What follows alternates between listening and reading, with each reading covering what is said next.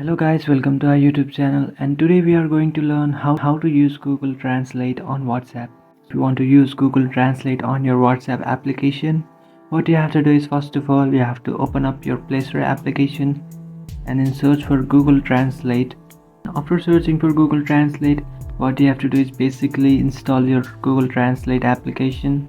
Open up your Google Translate application and just tap on the profile icon which is on the top right. And now you have to tap on settings, and after tapping on settings you have to tap on the tap to translate option, and now you have to tap on use tap to translate, and now you have to just turn on the option use tap to translate.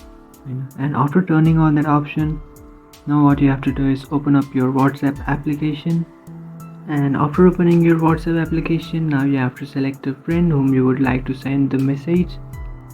And after selecting a friend, now you have to tap on the message icon which is on the bottom, and then tap on the 4 dotted icon which is on the left side of your screen, and then you can find translate option, and then now you have to select the language which you would like to translate.